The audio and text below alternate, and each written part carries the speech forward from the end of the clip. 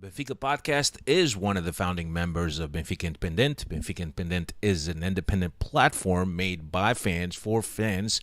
And in it, you can find our podcast, along with many other podcasts, along with articles of opinion, video segments, and much, much more. We're also on patreon.com/Benfica Independent with exclusive contents for our patrons. Hasta que no estás aquí dentro no sabes la grandeza de este equipo. Sí, es un club que tiene una grandeza que no se comprende si no estás aquí dentro.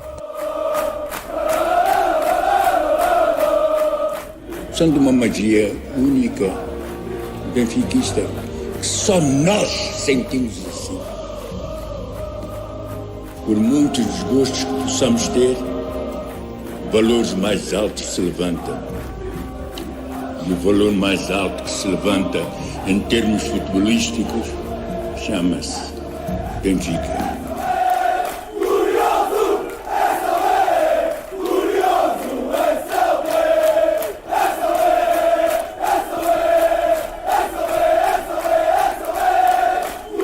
Quero o Benfica intimidar o adversário. Quero um manto sagrado entrar com vocês em qualquer estádio e assustados, pá! É isso que eu quero!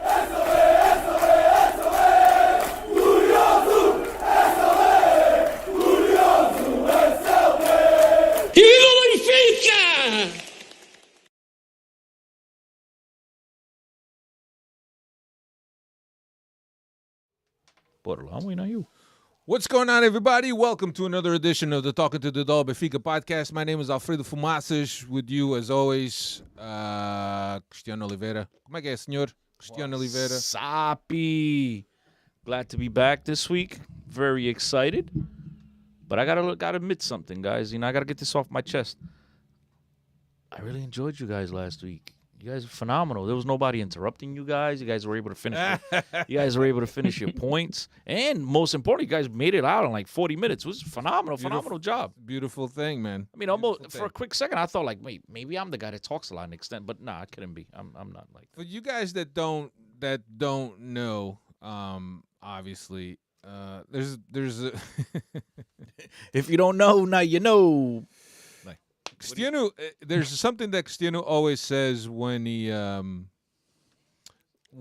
gets here before we go live. I'm the talent, and that is not that. I'm not gonna, Dave. You're gonna have to do all the talking. I'm not talking. Yeah, tonight. bro. There's days I do not want to talk, but then Dave doesn't talk, and I gotta talk.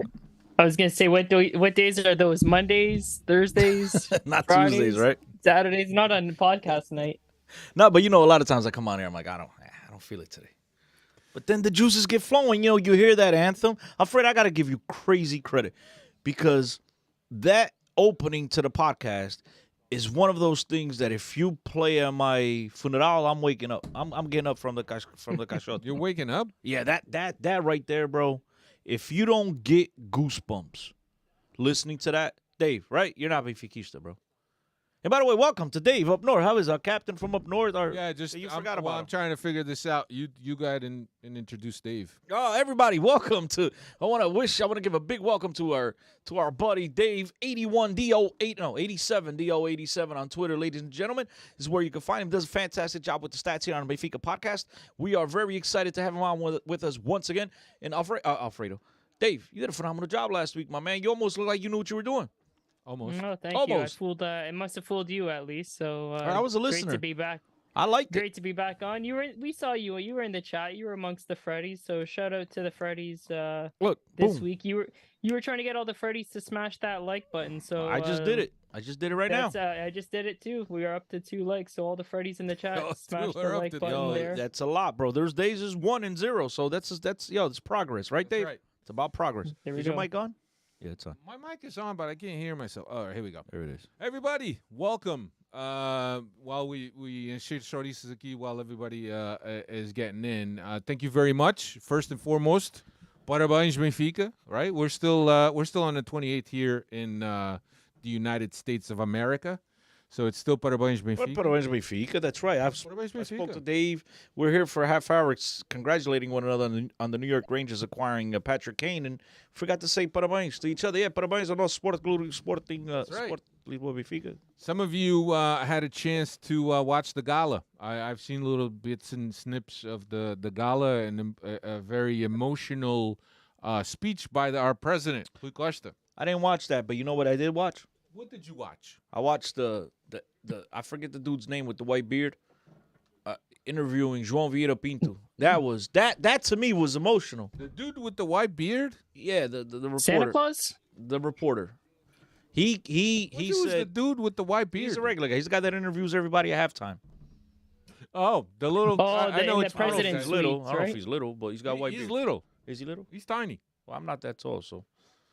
By the way, you told somebody on Twitter I was 5'11", bro. You must have been drinking. Yo, I wish. You are 5'11". Oh, okay. You're 5'10". On a good day. Dude, you're not much taller than. No, but that was honestly. I've said this. You know, I had a conversation with Pacheco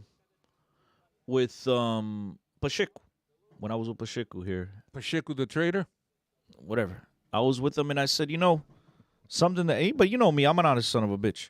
I say, you know, something that always bothered me is like you've been welcomed back and they're yet to do anything for João Vieira Pinto. And he actually went into it. He's like, yeah, I don't think it has anything to do. I think the relationship with him and Benfica is good, but he's just tied up with what he's doing with the federation. Yeah. And now João Vieira Pinto actually said that today. So I guess these guys do talk. And so he was on to something. But it makes a lot of sense because if he's connected to the federation, he can't be a guy that is second house is Stade de Luz.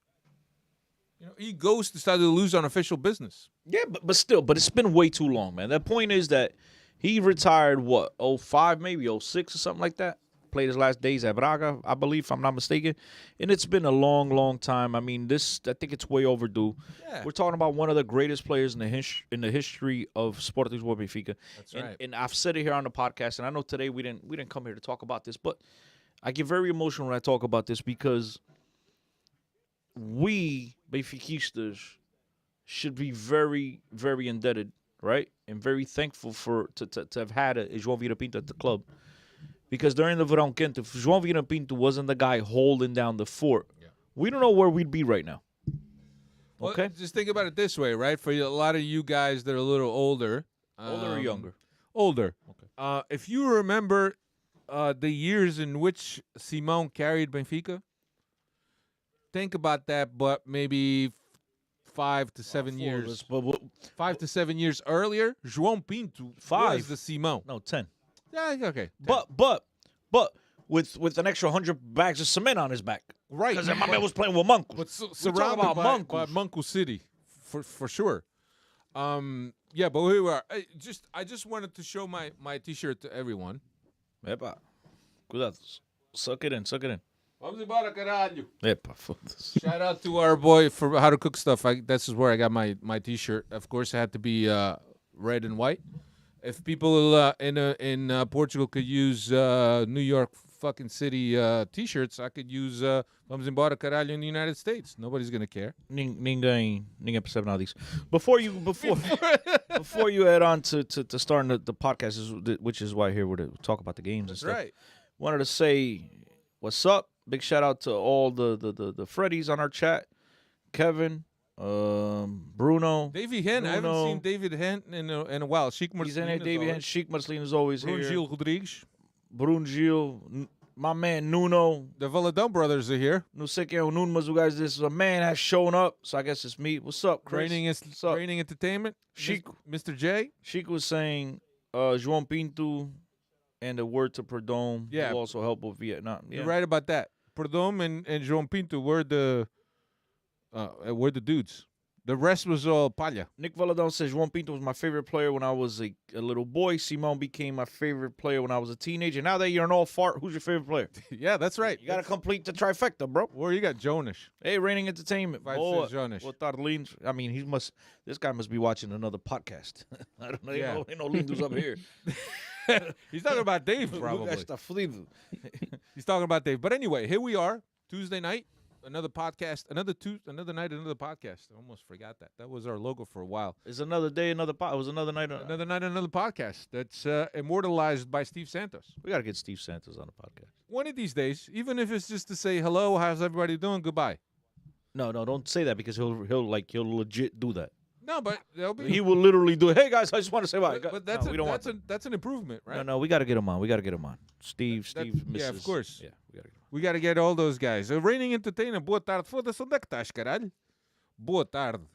It's freaking 9:47 at night. I mean, I hope none of you guys are watching this with your kids because right now it'd be a whole lot of bleeping. We excuse Dave and I for our proper manners. We got a mal educado. Yeah, special shout out to Nun Gomes and Mikoli, but that was during the Simone Day. That was after, Nick. Yeah. Showing your age, Nick. So reigning, we're waiting. Not reigning, Nick. What are you waiting for? We're waiting for if João Pinto was that the generation. Young, the then, teenager, and I was an old and fart. Simone, the next generation. Who's this generation's player for Mr. J from Montreal, but now living in Tampa. Hey. Nice, man. What a nice switch that was. It is, bro. I'm pretty sure you're not shoveling snow like the rest of these guys. And we snowed over here. We got snow. Yeah, we did. Did you have to shovel? Barely. I just want to clear my sidewalk so nobody falls and sues me. João Pinto, Simão, Jonas are the players of their respective decades. Sheik's been listening. You got it right. He's been listening to our podcast long enough because I've always said the three best players we've seen at Benfica in the last 30-plus years, it's those three. Yeah. It has to be. Yeah, I'd have to say. And how would you rate them? How would you rank them? Oof, that's a tough one. I'm easy. I think I'm easy. Jonas 1. João Pinto 2nd, Simão 3rd. Second. And I love, but again, it feels so dirty doing that because you feel like you're slighting either someone. way. Yeah. Either way, you're sliding somebody. Yeah. But anyway, here we are. On tonight's podcast, we'll look back at Vizela game. We'll look ahead to Famalicao, which comes up this Friday, and also Club Bruges, which is Tuesday. Second leg of the UEFA round of 16, UEFA Champions League round of 16.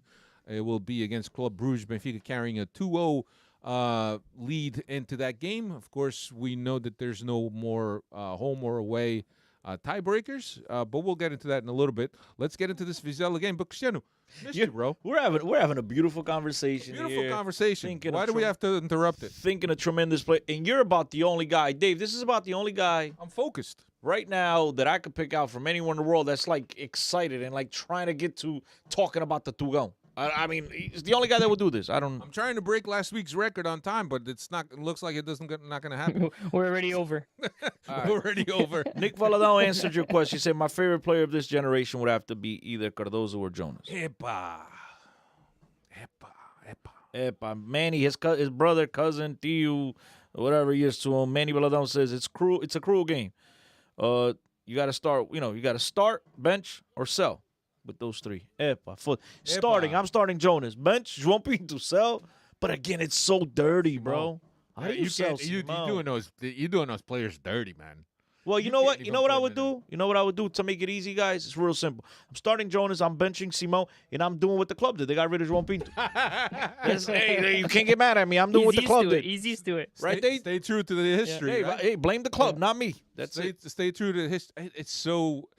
I think that... Cardozo, I think that there's a lot of people that are kind of have mixed feelings on Cardozo, and he might be a polarizing. Some guys said, oh, yeah, Cardozo didn't do much. He just stood there and scored goals. Yeah. I'm really shocked nobody's mentioning what he's paid to do. I'm really shocked nobody's mentioning André Almeida. André Almeida, yeah, you're right. It's a player of another generation. I didn't bring the... All right, now it's time to get back to regular programming. All right, go ahead, Alfred. I killed it with that. Yeah, I don't know if Gaitan is up there, Nick. I don't know. Gaitan is not on the level. No, of those guys. But he's not talking. But he's not talking about service and loyalty. No, he said, bro. Again, great servant. Where did he say that? Nick he did say servant. I was actually going to defend him because see, I'm the type that obviously my favorite player of all time is Rui Costa.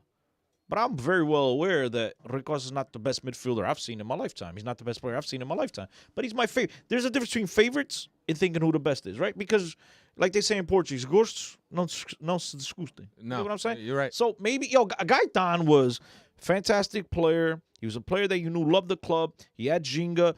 He was all in on the club. Bro, Gaitan, I have no problem with a lot of Benfica telling me that was their favorite player because that's, it's not like we're sitting here and saying, Carcela, whatever. What's the dude from Morocco with Carcela? This ain't Carcela's my favorite player. We're talking about Nico Gaitan. Now, Sheikh Marcelino also mentions Mikoli and Saviola and Aymar. The thing with Mikoli, if I remember, he was hurt a lot. He spent a lot of time in the Benfica lab, and so did Aymar. If those guys had been able to play straight seasons, maybe we would have done a lot better. Shiku, every opportunity he has to drop Saviola and Aymar. Why? He just does it, but he's good. Saviola, yeah, I never made that association with Sheikh Marcelino that he was a I don't know. Saviola I'm guy. just messing with him. Steve, however, it's 4:00 in the morning. He's really not going to fight me on it. Anyway, let's get into this Vizela game. I'll give you the lineup, but we'll get into it. Vlaco Dimos was in goal. Ba, Silva, Otamendi, and Grimaldo across the back. Tino and Auschnitz in the middle. João Mario, Neres, Gedge behind Ramos. All right, let's talk about this lineup, right? For once, when we thought we were convinced that Chiquinho was the man, all of a sudden we see Auschnitz in the middle. Oh, it was a thrilling. It was a thrilling preview. It was a thrilling. My mouth watered. I said, "Ooh, hallelujah!" Like one of those. My mouth watered. And then what happened, Cristiano? Then we won the game and we move on. Who do we play next? Time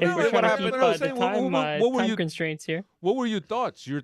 Like everybody's been clamoring for that. Everybody's saying Auschnitz. Yeah, right? I'm one of those guys. But he actually had a really bad first half. Man, you got me up against the wall, Dave. You sure you don't want to talk instead of me, bro? Because he's got me up against the wall. Like, bro, I look. I've been one of those guys that I said, bro, if you're gonna play someone there, play Arsens. But obviously, I'm also not blind, and I think I stated it here on the last podcast that regardless of what I think of Chiquinho, I think he's got better feet than an Arsens. We understood why Roger Schmidt was playing him in the middle more so than Arsens. Yeah, but it's still a hard pill to swallow. And the argument was that Chiquinho was a lot better in terms of the first phase of construction. And yes, because he's better with the ball at his feet. Right. He's better with the ball at his feet. And we saw a lot of that. I mean, I was looking at goal points stats, and 12 missed passes from Auschnitz, 74% efficiency. I mean, for a guy that is touching little balls here and there, he did lose a lot of. But his teammates weren't getting open. His teammates what? Weren't getting open. Is that what it was? I'm joking, dude. I'm joking. No, but I think that a lot of us were clamoring, right? A lot of us understood the logic why Chiquinho was getting it. But once Auschnitz was in there, people were like, here we go. They started rubbing their hands. Here we go. Yeah. And then it turned out not to be. And then I guess that Roger Schmidt proved us wrong. But I didn't like the lineup anyway because I never. What did you like about the lineup? Well, because I never understood how you're going to play João Mario on the wing. And I get it because it was more a 4-2-2 than a 4-2-3-1. Do you get what I'm saying? It was more a 4-2-2. Nah, but Gedge was more outside. He wasn't so much on the interior. Gedge was outside. Mario was outside. And Neres was up top with Ramos. No, but I would say it's a 4-3-1. Fine, but I think it was more of a 4-2-2 than it was a 4-2-3-1. But you don't think Mario, Neres, and Gedge were all in the same band? No, I think Gedge does that because he naturally drops back to get into lanes. But I think you've seen him in previous games. He's playing as a second striker, more so than anything, as a false striker. And I don't understand how you got a guy with his qualities and his abilities, and you got him playing in the middle, and João Mario, who, as I think we've all witnessed and we've all stated it many times, he is not the fastest player on this team. You almost beat somebody with speed and then he was fouled. And it's a guy that's played in the middle of the field throughout his whole career, or majority of his career. I didn't understand that, but whatever. This this is not what we're talking about. You wanted to talk about Chiquinho and Arsens. Yeah. And yes, I was surprised that Arsens struggled as much as he did. I think everybody was. And it's one of those hard pills to swallow, but I think I'd be lying to you guys. And one thing I come up here, regardless of what I think, right? I don't, I'm never shy to piss people off because I'm going to give you my honest thoughts, and I'd be lying to you if I were to tell you that at least in this one game, Chiquinho, when he came in, wasn't a better option. It looks like he understands the system. He understands what to do positionally with the ball on his feet. It looks like he's got a better grasp of it and a better ability to do what Roger Schmidt is asking of that position than Arsenis does. At the moment, at least. Yeah, I think he the fact that he's a lot better in possession, I think that plays to his advantage. But I still like the flexibility and the polyvalencia of Auschwitz. And look, I think now with the Chiquinho injury, if you guys don't know, Chiquinho came out injured in the second half, in the same half that he came in for. Now we're gonna have after Auschwitz is going to have to play. Let me back up and get into the game because I do have a question in regards to that, right? And in regards to Auschwitz in that position. Look, I thought again Benfica starts strong the first 15 minutes. Then Vizela found a way to break Benfica's press by playing long balls behind Baz back between Antonio Silva and that's how Vizela was able to threaten and to really get confident within the game. And I thought that Benfica was poor in that first half.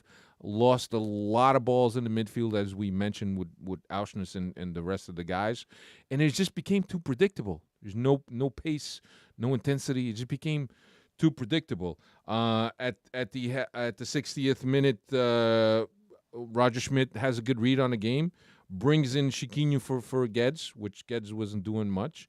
Moved Auschwitz to the left of the midfield.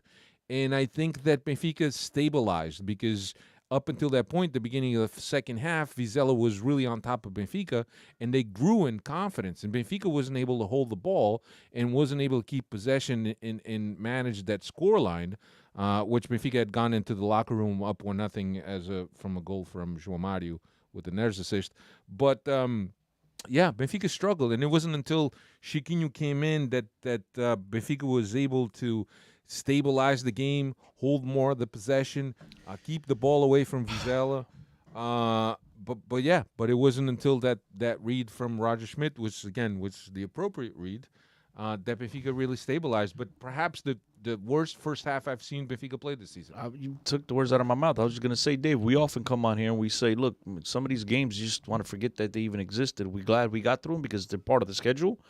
You want to forget what the hell happened in the game and move on to the next. And this is like one of those games. I mean, I think we were fortunate to come away with the victory here. I mean, very easily, I think they did enough to score a goal, if not two. They played a lot better than I thought this team was capable of playing at this point. And I believe we struggled there last year too, right? Was it last year? Yeah, that's what I said leading up to this podcast, that I thought it was going to be a 1-1 draw. This had all the makings of a I called it 2-0, right? Drop points. Yeah, Pardon? I think so. I called it 2-0. You did call it. Yeah. It's an interesting. Go ahead, Dave. Sorry. Vizela's got that association, if you want to call it, there up north. So we saw what happened there at the end of the game. So they were coming motivated to come and take points away. I think we were really unfortunate not to give up a goal there. Like you pointed out, Alfredo, with that long ball between Ba and Antonio Silva, and Antonio Silva kicks the ball. All to say is chests it. I don't know what he's doing with the ball, and we're really lucky that guy just skies it right over the net there, because that had a goal written all over it. But I'm with Chris. I think we just chalk it up as a poor result, poor game, but we got the result and we got the 3 points because that was that had a trap game written all over it. But Dave, do you want to chalk it up as just one of those poor games, or you think that this is more of a consistent problem of late? I mean, you take away the Bruges game, first 15 minutes, Bruges was better. Besides that, we were obviously the better team on the field, but we've seen a lot of these struggles against Tarouca, against whomever the hell we played after that. I just know that we've not had the most comfortable victories. We have not been convincing. Yeah, but there's always Bruges was the most convincing victory we've had. I think that there's a lot of good reads from Roger Schmidt from the bench, and he ends up making changes that if they don't improve the team, they'll at least stabilize the team. That's what it is, yeah. No, but afraid fine. But why is the team falling into that lullaby going into the game? Why aren't they prepared and ready to play? Why does it take the coach to make changes? Why isn't the team motivated to play these games? I don't. No, I think they're motivated. I don't think mean they get the motivated. result that they're looking. They get the result early, or they get their goals early, and then something different, at least from this team than previous years, is they're able to manage the game. They don't have to go and get that third, fourth, fifth goal as much as we would like it, and that's as much as we saw earlier this year. I don't think you have to push the team to go and get those extra goals because Roger Schmidt has them set up and lined up to manage games where we've seen in past. And I hope we're not going to come see that with these last 12 games. But I think the team has shown that they can manage a game. They don't always have to be on the front foot trying to go get that extra goal. And when the pressure does turn around and come at them, they're very well organized too to handle that pressure. So I think that's what Alfredo is trying to point out about managing a game. Yeah, Dave, I agree with you, but I think I agree with you, but I think that I think that there's something to be said about if you're on the outside, you have a better understanding of what's going on, especially the guys up top with the bird's eye view, that they're able to see the positioning and they're able to see how Vizela was occupying spaces. So I think it's a lot harder for the players to make adjustments in the field if they don't have a certain view, a bird's eye view of the positioning. And I think that Roger Schmidt does very good reads in terms of that. And there's oftentimes that I look at Roger Schmidt's moves and I'll say, that's the exact move that I would do. And it hasn't been like that in the past with other coaches. All I know is this, and this is what I'm referencing. Dila. Okay. You go back to the games after the World Cup, right? You come back, you play Estoril Praia, Taça Portugal, you beat them 1-0. Then you play Gil Vicente 3-1. Then Estrela Amadora 3-2. Penafiel 2-0. Sevilla was garbage. Moreirense 1-1. Got knocked out of the Taça. Next game 3-0. We lost. Then beat Portimonense 1-0. Game that could have, we had chances, but they created chances. Then we beat lowly Brazil, third division team 2-0. And we struggled for most part of the game. We got outplayed that game, if you guys recall, against the third division team.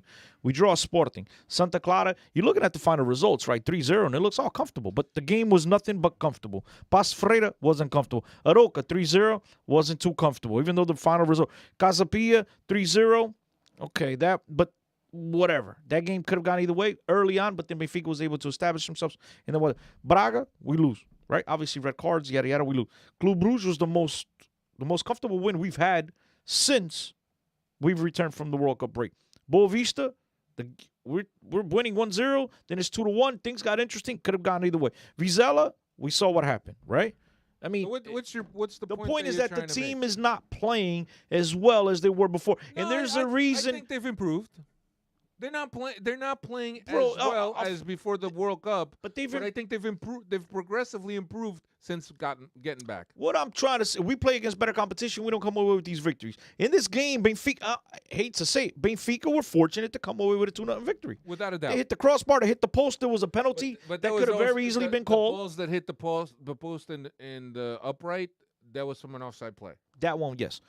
Blanco Dimos on that missing, I don't know what the hell he was thinking. I don't know how that guy missed that. I think you mentioned that, right, Dave? The dude gets the ball back and he put in a corner flag.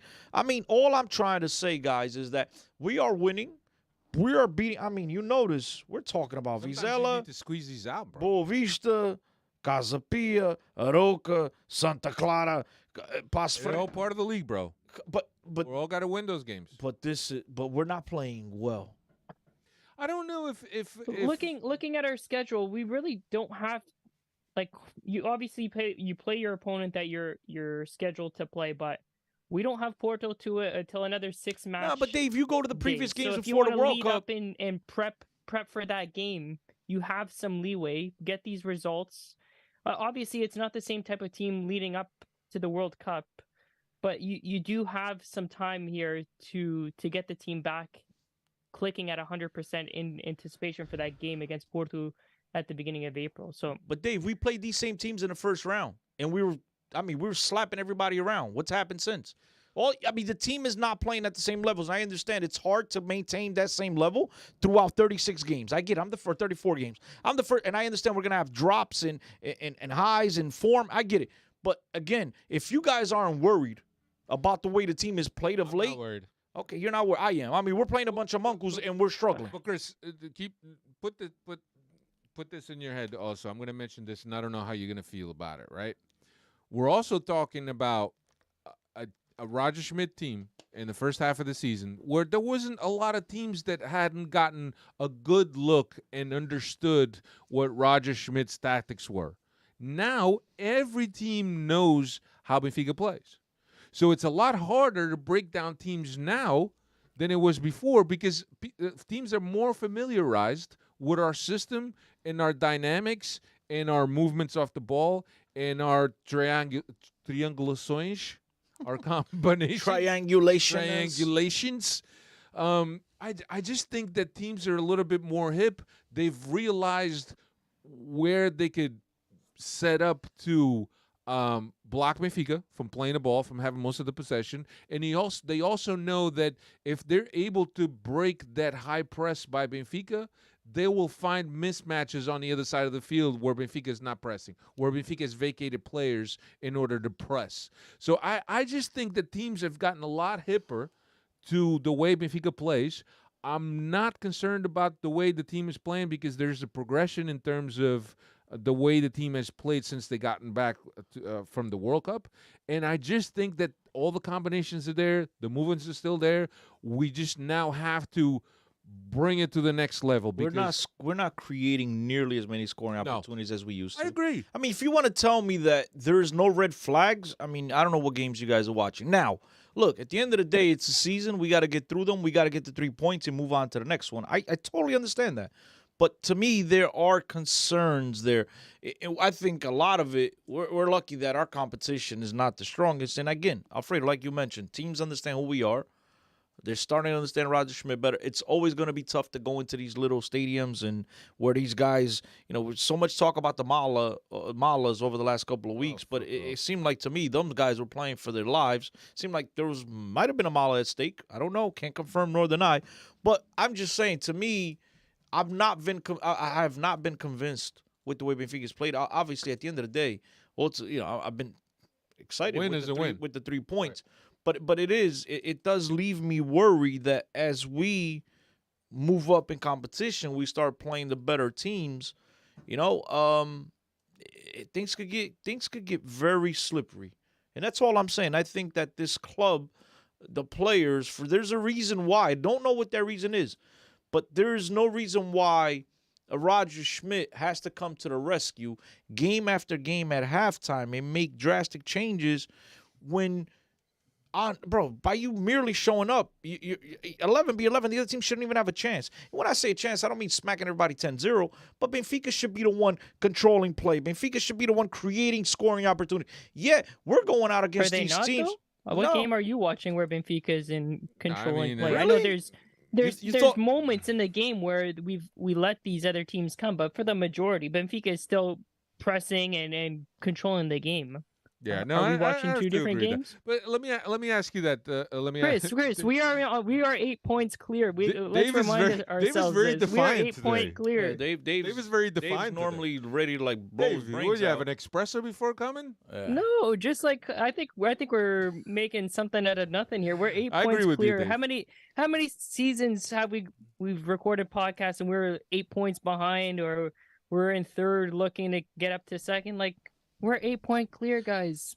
Breathe in. We got the 3 points. We knew it was going to be a tough game. 8 points clear. 12 games to go. I agree with you, Move Dave. on to the next one. Let me throw this out to you, Cristiano. How much do you think Enzo missing is a factor in the way you're assessing or evaluating the team right now? forget about the way I'm evaluating. Just, I mean, the play has not been the same. Even when Enzo, when he came in, obviously that one game against Braga, the whole team's still on vacation, but Enzo was the maestro. He was the guy pulling the strings. There was Benfica at least was creating opportunities over and over and over again. I've not seen that same convincing Benfica. You want to tell me you're content with the 8-point lead? Of course, so am I. But that's only because we're playing in a shit campeonato. Unlike a lot of you guys, and you know me better than anybody here, bro. I'm not content with very little. I think a team like Benfica should be playing these games like they played in the first half of the season. I understand not having an Enzo is going to, put a dent into things. I understand that clearly. But at the same time, to me, there are alarm bells going off. I mean, I don't for huge stretches. That's fine. I mean, that's fine. Just go watch the last game once again. Play it on replay and see. Watch the Vizela. Was clearly one of the worst. Go watch the Boavista game. We're up 2-1 and all of dominating a game, and all of a sudden we're on our heels, right? It just seems like this team's falling asleep at times. And look, maybe I shouldn't be nitpicking because, as Dave stated, 8 points is 8 points, right? Yeah. We'll take it. I'd rather be 8 points ahead and be complaining about the way we're playing than being 8 points behind and being ecstatic with the way we're playing. We're the masters of our destiny as things stand. Another player, we talk about Enzo a lot, and this player hasn't gone away, but he hasn't been at the top form, at least pre-World Cup form, is Rafa. I know he's coming off an injury too, and he won the award for top male footballer at the awards today too, and he's somebody that when he's on top of his form, this team plays at a different level too. So hopefully, like I said, we've got a couple of weeks here to get us back into top form. Bruno and Rafa is one of those guys that needs to pick up his form too. Yeah, Bruno, I agree with you. If Vizela scores, I don't think we could fight back. That's what Bruno's saying, and I agree with you. And there hasn't been one game this season where at the end I'm sweating it out because I'm nervous as hell because Benfica doesn't have any type of response to what Vizela was doing. And it had me worried. It had me worried for a second like I haven't been worried in a while. But, Vizela is Vizela. There's always a special atmosphere in Vizela. We've seen pictures of and the rumor is, and I don't know if it's a rumor or if it's a fact, that a lot of the rumor. A lot of the super fact, it's a rumor. A lot of the Super Dragões go to this game dressed as Vizela fans, and then they're there to incendiate. Incendiate, is that a word? Incendiar. I'm mixing. They're to gaslight. There you go. They're there to gaslight the crowd. They're there to gaslight the teams, and I mean a clear example of that is what happened with Roger Schmidt, and it was so weird because I'm watching the game on Sport TV, and they're not showing the benches, and the commentary was that Roger Schmidt's getting a red card, but then the camera all of a sudden pans and it just shows him leaving the field. I didn't see what happened. It wasn't until later that I saw the whole thing. Him being thrown the water bottle, him throwing the water bottle back, which is what got him ejected. But yeah, Vizela's always tough. My favorite part about that whole situation was how Roger handled it afterwards. He said, look, I messed up. He took total responsibility for it. It's exactly what I was hoping he would do. And it's exactly what he did. I totally understand the referee had to do what he had to do, right? Look, you as a professional, you're going to get instigated. You're going to get it's unfortunate, whether we like it or not, but you're going to get insulted. You're going to get, in other words, abused at these games. And you're the coach. You have to be cool. You're the example for the rest of the team. And that was unfortunate that he went through that situation, but he didn't double down and, offend and blame. He took full responsibility, and I was happy to see that. I was happy to see he did that. It's the right thing to do. It's something that you do when you have your head on your shoulders, not when you look like a rabid dog after you lose games and after something happens. Yo, Diogo Reis Diogo Reis he's from Canada, right? Toronto? No, I don't know. He's from Canada, right? I think he's from Canada. Diogo, I hope your car gets snowed in. You can't move your car, bro. Isso é uma coisa que He just said Cristiano is a closet lagarto and hates Benfica. I'm convinced. I hope you can't get your car for like 3 weeks. Somebody said on the chat that you've been watching Sporting and you got opinions on Benfica. That's fine. That's fine.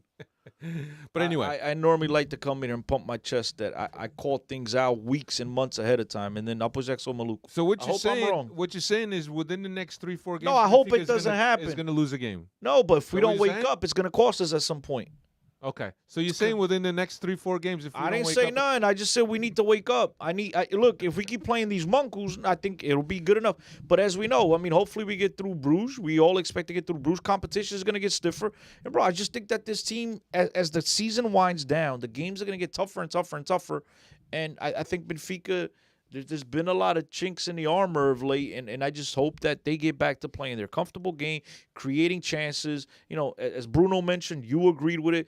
If Vizela scores in this game, there's no way Benfica's coming back from it, and it's not a good feeling to see. Benfica was powerless. I worry about those things. Again, I don't want the players, and I hope that Roger's doing his job, and I believe that he is. I don't want the players to believe we're 8 points clear. It's a wrap. Like, but it's not. Far from it. And then we've seen with all the BS we've seen over the last 40 years in the Tugão, bro, nothing's ever guaranteed until the fat lady sings. And I've not been convinced by our performances of late. I think we've leaked too many opportunities at the back. And against better quality, we don't survive that. But we've been lucky that we're playing the bottom tier teams in our league. And it's been enough. Not that the league has tough competition. Maybe it's a 2-3 team league regardless. But I worry when I see a team leak those grade A scoring opportunities, those, to use a tennis term, those unforced errors, right? We've seen too many of these of late, and I worry about those things. I don't think the team is playing crisp football. As I stated before, I'll be repetitive and then I'll move on. It's hard for a team to maintain those levels throughout 34 games. I clearly understand that. But to me, this has been a big gap. We're in March, and this has been going on since December. Out of 8-10 games, we've had 2 convincing victories, and the rest it's been, agárrate ahí, and we do enough to get away with it. And so I don't want my club playing that type of football. That's all I'm saying. Yeah. Now, I'm not rooting against Benfica. I hope they win every. If they win, look, 2004, we talked about Simon, whatever, 2004, 2005. We won every game in the last 10 minutes when Montorro's off the bench, 1-0, and I celebrated like a dog, right? I was ecstatic. At the end of the day, a victory is a victory, but we hope it's not too late by the next time you wake up. That's all I'm saying. Yeah, Glenn, we discussed that at the top of the conversation. Sorry you missed it. Próxima vez chega mais cedo, caralho. Foda-se. What was I going to say? No, he's in Australia. My man's early. Glenn Gomes is in Australia? Yeah, he's early. My man's already tomorrow. He's already in the future. Yeah, my man. We haven't even started this podcast. Unfortunately, he didn't know what we were going to say ahead of time, though. That's true. That's a shame. He could be all he wants ahead, but that's a shame. What do you call it? No, but I'm gonna ask you guys a question, and then we'll get the stats and we'll move on off this game because it's we're 50 minutes in already. Already? Last week we were finishing the podcast at this time. Anyway, let me ask you this. Dave, you talk too much. Let me ask you guys this question. Understanding that Chiquinho's out, right, and it's a muscle injury, and I haven't read what the extent. I just want to tell you. I don't mean to, but I want to be honest with everybody here. I fell asleep the last 15 minutes. I'm being honest. Tá tudo explicado. I'm being honest. Tá tudo explicado. So like when you told me Chiquinho came over, I didn't even have no idea. Like, I fell asleep. Hey, you know me. I don't go back and I already know the result. I'm not watching again. The last time I went to sleep. That's right. You live in the present, not in the future, like Glenn Gomes. Like Glenn Gomes, exactly. What do you call it? Just Rick, I wanted to ask this. Understanding that Chiquinho is going to be out, we don't know what limit he's going to be out for. Now that Auschwitz is going to play in a position, do you think he's going to play? Or you think Roger's going to say he struggled? Let me try João Mario there. Well, I'll ask you this question.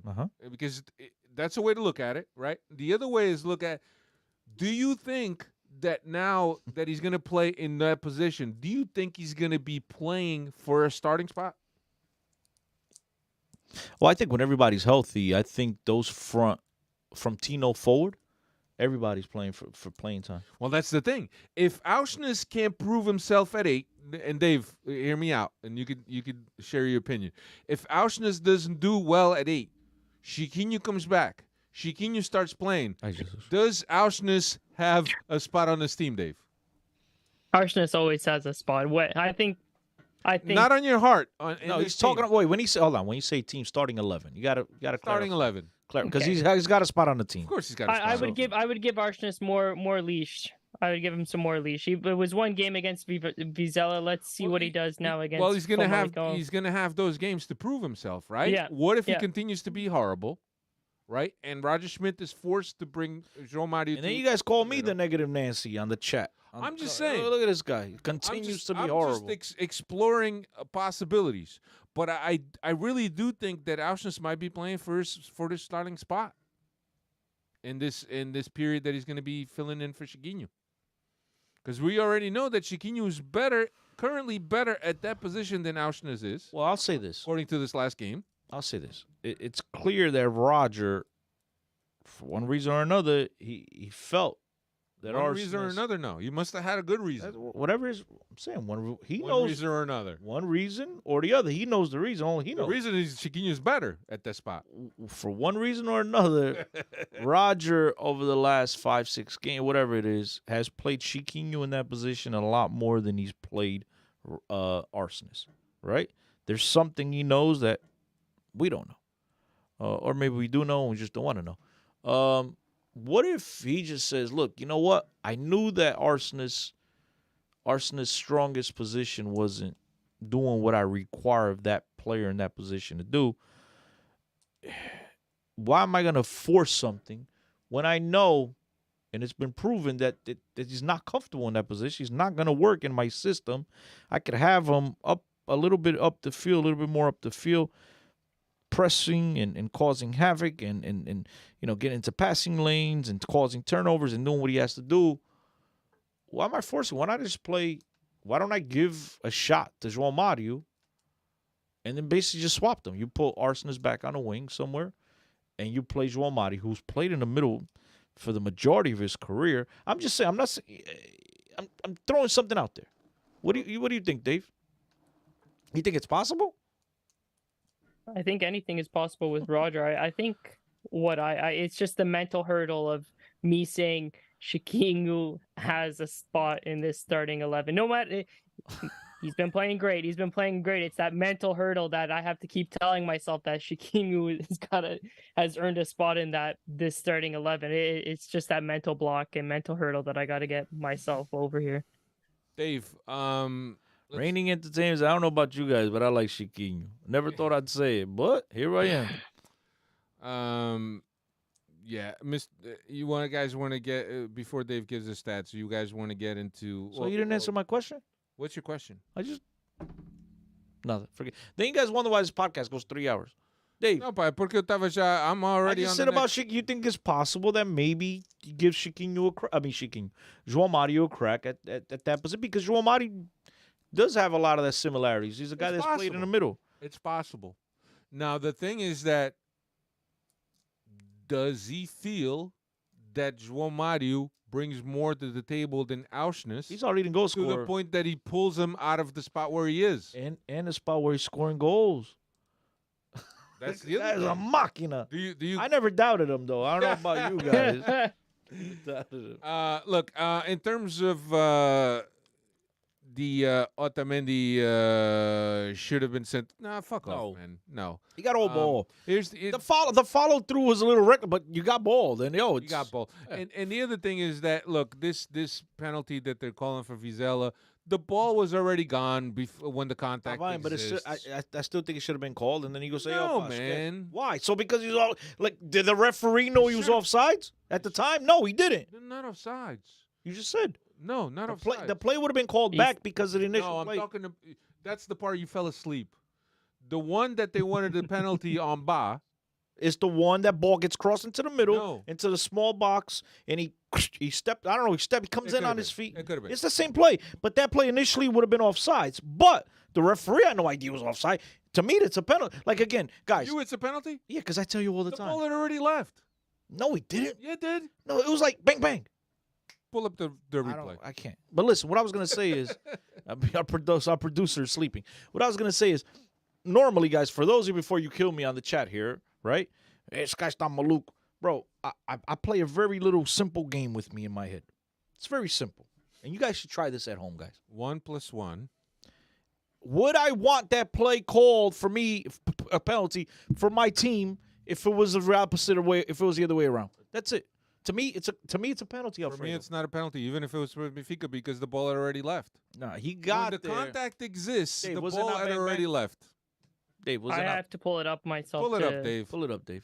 Forget the stats. Just do that. Do us that favor. Do us that favor. I can give you some stats at the end of the game. 9 shots for Vizela, 11 for Benfica. 3 of them were on target for Vizela. 6 of them were on target for Benfica. 23 actions in the opponent's half for Vizela, 21 for Benfica. 6 corners for Vizela, 5 for Benfica. Efficiency on the pass, 85% for Benfica, 72% for Vizela. Efficiency in the vertical pass, 70% for Benfica. Vizela had 55. Actions, defensive actions on the opponent's midfield, 14 for Vizela, 19 for Benfica. Fouls, 14 for Vizela, 10 for Benfica. And ball possession, 42% for Vizela, 58 for Benfica. So those were the stats, but it was. Who did we play this week? We play Famalicao on Friday. No, who did we play? I'm looking for the penalty, but Vizela. Vizela. I'm burnt. The play, and you guys could go watch that and watch as many times as you want. But the contact happens after the ball's already left his foot, and that for me is not a penalty. But regardless, there's an offside that precedes the play, right? So either way, the penalty never gets called because of the offside. That's the way you got to look at it. No, I get it. Once that penalty would have been reverted because it would have the play would have been deemed offsides. I get it, but the referee doesn't know it's offside. He's got to make the call right then and there. Right.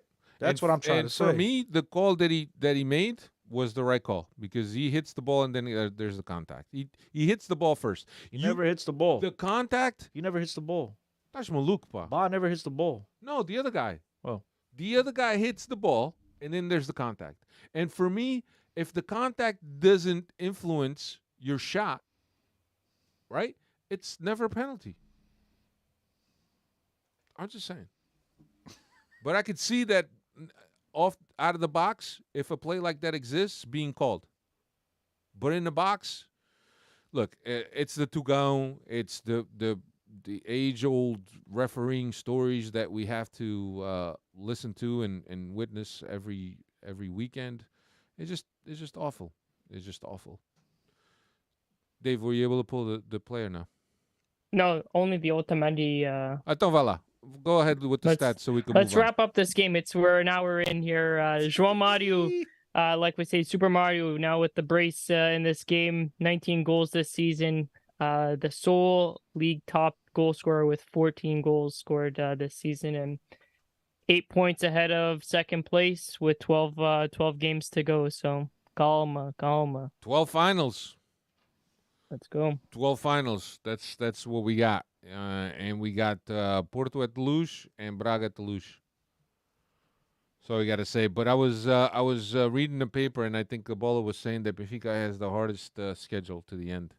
I mean, we're already started doing those things. I think as long as Benfica is the holders of their destiny, which they are, I think we should be okay, regardless of what Cristiano thinks. Anyway, turning our attention now to Famalicao, happens this Friday at 4:15 here in the United States, 9:15 local. What's Famalicao up to this year, Dave? This season, they're currently in 10th with 27 points from 8 wins, 3 draws, 11 defeats. Historically, 18 wins, 4 draws, 1 loss. but the record at the Estadio de Luz is 10 wins and 1 draw. Yeah. So Estadio Luz is always has been good for Benfica this year. But Famalicao, another team that they're in 10th place as you mentioned, Dave. But it's a team that could give us some problems. So we'll see. Cristiano's still looking for the replay. I'm not. I'm listening to you guys. I'm trying to be quiet so we can end this. Cristiano, feelings on Famalicao. If you don't fall asleep. Where's the game at? Luz. No, do you think that Benfica will have a good game, or do you think they will continue to struggle as you mentioned? 3-1. 3-1 Benfica? Yeah, 3-1. What about you, Dave? I'll go 3-0, and we see the debut of either one of Tankstead or Sheldrup. I can't wait to see Sheldrup play. Sheldrup is nasty. I need that dude to play. With him playing, I probably won't fall asleep. As long as they get him the ball. It's not like I watched the B team, and that dude barely gets the ball. But when he gets it, he's got it. Why would them kids pass him the ball? Then he gets promoted. Then he looks good, and he gets promoted instead of them. Hey, there's a madness behind it. Yeah, I'm gonna go with 2-0 for Benfica in this game. What's the chat thinking? Brunjil Rodrigues, 2-0. Let's see who else. I like this guy, Brunjil. Things like me. I like this guy. Viva Toronto. Viva Toronto. Just after you wish the guy that his car. The other guy. That was the mean buried. guy. That was the mean guy. He called me Lagarto. Diogo Reis. That's not nice. He called you. Somebody else said that you've been watching Sporting. You mentioned that. Tata, you showing your age, bro. 38-0, Diogo Reis says. 38. It's a moderated provision. Yeah, you prediction. could tell he's a Canadian football fan. They don't play no defense. What else? All right. I think it's going to be another trying game. 2-0. Mr. J says 2-0 SLB. I really hope that Benfica is a lot more convincing in this game. I hope that they implement their football. They're playing home. I mean, give me a good performance. You know what I mean? I don't want to be worried going into the game next Tuesday at home, Champions League spot at stage. You know what I mean? Like, be convincing. At the end of the day, look, just give me the 3 points. That's the most important thing. But you know what I'm trying to say. Yeah. Be convincing. Brunjil Rodrigues says is in Montreal. Stereo Boy 3-0, 2 from Rams and 1 from Musa. Nunu M says 4-1. Reigning Entertainment says Chicão goal incoming. I think Chicão is going to be out, bro. I think he's hurt, done. bro. Yeah, I don't think he was called. If anything, playing. even if he's like 90%, they'll save him. I haven't heard yet how long he's going to be out. But I mean, a muscular injury like that, where he's complaining, that stuff usually takes weeks to get back, depending on the severity of it. Let's go. We got Bruges, second leg of Bruges. Benfica holding a 2-0 advantage over the two legs. Estadio de Luz. Cristiano, do you think that Benfica will be overconfident, or do you think that we're gonna get at them and just gonna finish the job? I think the players will. That's one of those games, man. That the ghosts in the stadium, even though it's a relatively new stadium, it's not the Estadio Velhinho Catedral, but the ghosts in the stadium get everybody, wakes up the players, gets these guys ready and motivated to go. I mention it often, all the time. I think if you can't get up for these types of games, you should not be wearing a Manto Sagrado. Stadium's going to be packed. The crowd's going to be loud. Benfica has an opportunity to move on to the quarterfinals of the Champions League, which is an accomplishment in itself. Brings in a nice chunk of change to the club. The players get a beautiful bonus. I mean, all the stars are lined up for this to be a perfect Tuesday at the Estadio de Luz. Yeah. Nick Villadone 3-0. Brunjil Rodrigues is saying that Chico's out for 2 weeks. I haven't read, but I mean, if you have it on good authority, then I'm gonna believe you. Reigning Entertainment said he's drinking too much. He wasn't aware that Chico was gonna be gone. Yeah, look. Raymond Entertainment's in Canada too, right? I don't know where all these guys are. A lot of them are in Canada. You're right.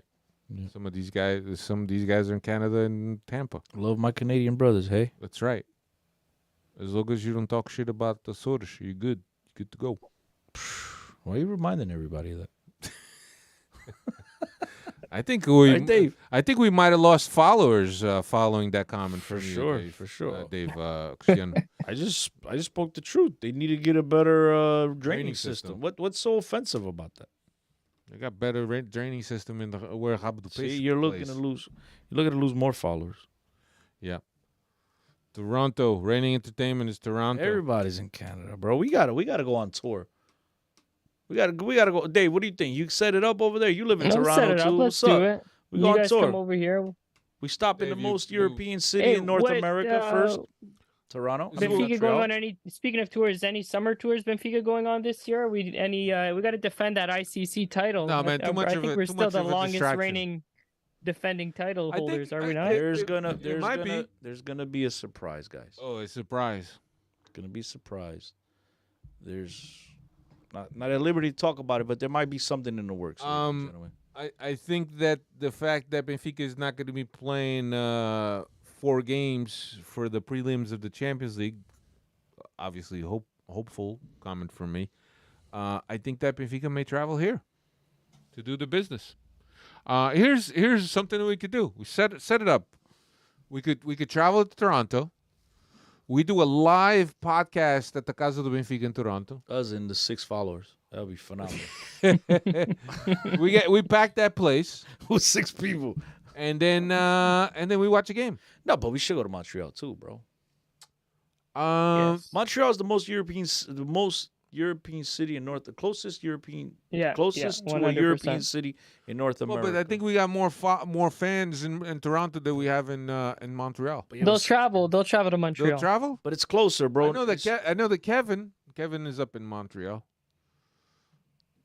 And now Oh, man, Diogo Rey's in Toronto. We're not going there. Yeah, we're not going. We're not. He's gonna make you dig out his car. We're going to Toronto. I mean Montreal. The gas is expensive, right? Montreal is closer than Toronto. Diogo Rey says he knows the VP at the Hey, Benfica house. And you and Sergio Rodrigues já foste. Diogo Rey's the type of guy that go in there, introduces to everybody, and then like, yo, deixa a conta em nome deles. And bounces. Nah. Reigning says he lives right beside the Toronto Casa do Benfica. Yo, we gotta grab minis. Minis, mas peraí, Sagres ou Superboc? Não tem que ser Sagres, pá. Sagres é o patrocinador do Benfica. He says you guys should do a collaboration with I love Adrian. I think we've had him here, We've but had him on our podcast. Adrian's too big time for us, bro. He's a fan of the podcast, but we've had him on. We're fans of his. We're fans of his. If we extend the invitation, he'll be in. We love. How do you know? Adrian. The guy's busy. He's a busy guy. He's a great content creator. We met him during the last ICC. He followed Benfica around. I remember he was in San Francisco. The club brought him to the Luge. Yeah. No, I like Adrian.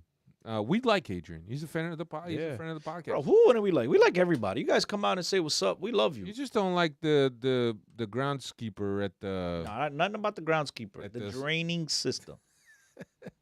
So the plumbers. It's a good thing Timo don't listen to us no more, else he don't follow us. What happened to Timo? What did you do? I don't know. I guess he really got butthurt about the draining system. No, Timo. Eh, Timo's got tougher skin than that. Mr. J say you'll have to do the podcast in French in Montreal. Epa. Oui, Oui, je parle très bien. Benfica, número 1, caralho. My French is not that great. But he's got a point. How do you go to Montreal and you do a podcast in English? You can't. Same way we're doing it now. No, but they speak French there. Not all. That's more in the province of Quebec. Quebec is more French, right, Dave? I know Montreal is French, but Quebec is more. I would say. Yeah, obviously, the further province you of get away from the big cities, yeah, the less they speak English. Yeah, I think the province. You see, you know my geography, bro. The province of Quebec. This is all my NHL knowledge. I was gonna say, Chris is tapping into his hockey knowledge here. This is my NHL knowledge, bro. The Quebec Nordiques. But yeah, I think they speak a lot more French up there. But yeah, look, I've been fortunate to go to Toronto. We went together, And if my dad wouldn't have gotten deported from Canada in the 80s, I would have been today living in Canada. Me and Steve Santos You would would have be been doing the a king of podcast. Toronto. Me, nah, they would have kicked me out. He would have run for election to be a mayor here. For sure. Eu não sou desse. Nick Villadon is saying we won't have to worry about the draining system since Santa Clara is getting relegated at the end of the season. Hey, no, Mel. I didn't Epa, say that. This is just a scene. Hey, they're burning. I There like goes those. all those Azur strips. I like The last three. I like to have island teams in the league. I find Rabo do peixe. I find it great. I want. Especially Santa Yeah, Clara. 'cause Maritimu's on the cusp there yeah, too. Maritimu's on the cusp. Let me ask you guys You're a right. question. I should know this. Is it Madeira or Açores where the airplanes go crazy to land? It's Madeira, right? Madeira, Funchal. Madeira, Funchal, yeah. Because I was gonna say bring back Nacional de Madeira, but if that's that bad, forget about it. If the planes can't land, I don't like Maritimo as much as I like the other teams because their president is a fucking dick. hey, you know.